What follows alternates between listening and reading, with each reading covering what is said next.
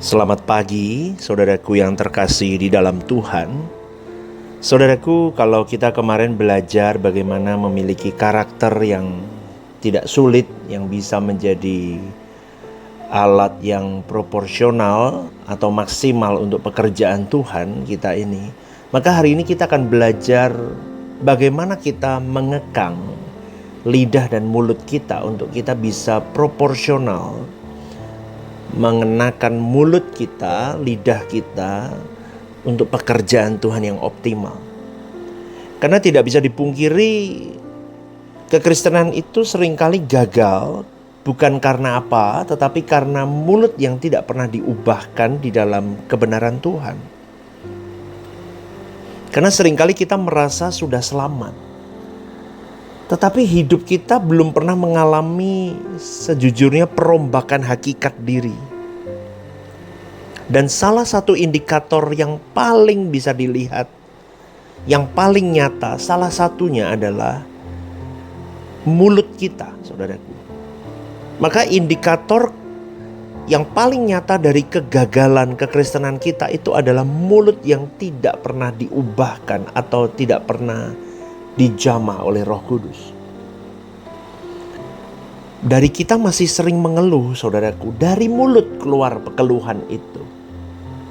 Suka mengkritik tanpa kasih, dari mana? Dari mulut keluar itu.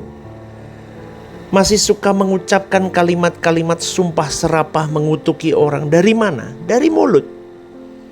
Kalimat-kalimat tajam yang melukai orang, dari mana? Dari mulut, saudaraku. Gosip dari mana? Dari mulut. Semua bibir yang dolak-dolik itu semua dari mulut semuanya.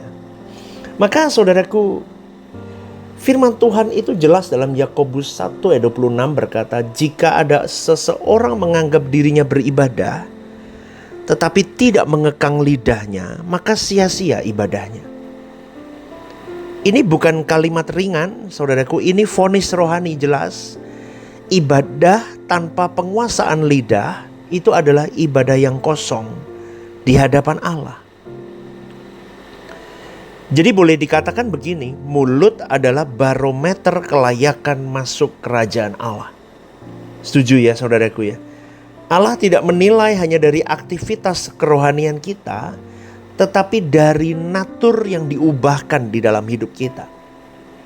Maka kekristenan itu adalah perjuangan panjang untuk mengubah natur dosa menuju menjadi natur ilahi. Dan mulut adalah cermin terdalam, cermin hati terdalam. Seseorang itu ada perubahan natur atau tidak, terlihat dari cara kita berbicara. Dan mulut itu adalah indikator apakah seseorang sudah mengalami new chapter dalam hidupnya atau tidak. Tuhan Yesus berkata di dalam Injil Matius 12 ayat 36, setiap kata sia-sia yang diucapkan orang harus dipertanggungjawabkan. Artinya saudaraku, tidak ada satu kata pun yang terlewat dari pengamatan Tuhan dalam hidup kita. Tidak ada satu kalimat pun yang terlewatkan atau terselip dari amatan Allah. Maka tidak ada satu kata yang netral, saudaraku. Semua kata punya konsekuensi kekal. Kalau seseorang masih sembarangan berbicara, itu menunjukkan bahwa orang tersebut belum hidup di dalam kesadaran kekekalan. Dan orang yang tidak hidup di dalam kesadaran kekekalan tidak mungkin siap untuk surga, saudaraku. Maka sekali lagi saya ingatkan, semua kata punya konsekuensi kekal. Setiap kalimat kita punya konsekuensi kekekalan. Banyak orang mencoba untuk memperbaiki ucapannya, tetapi tetap gagal kan? Kita juga sering kan? Kenapa? Karena akar masalahnya bukan di lidah, tetapi akar masalahnya adalah di dalam natur manusia lama kita yang tidak kunjung berubah. Maka di dalam Injil Lukas 6 ayat 45, firman Tuhan berkata, orang yang baik mengeluarkan barang yang baik dari perbendaharaan hatinya.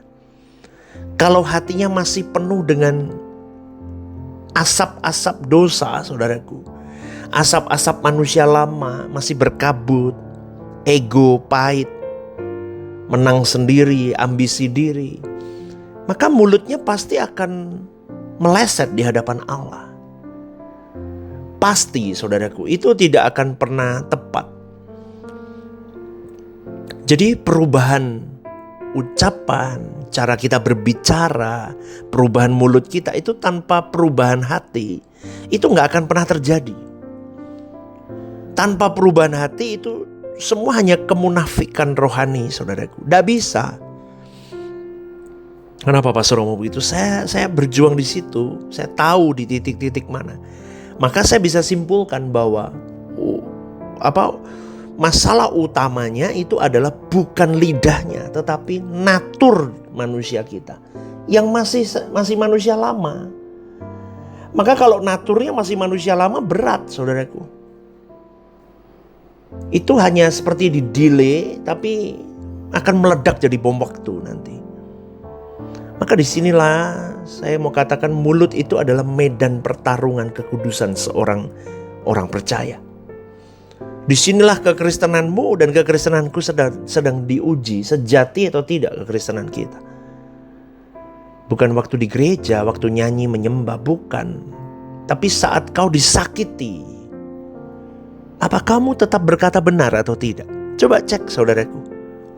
Ketika kamu dikecewakan, kamu tetap menguasai diri apa enggak? Coba itu adalah natur di dalammu yang sesungguhnya. Ketika kamu tidak dihargai, apakah kamu tetap mengucap syukur?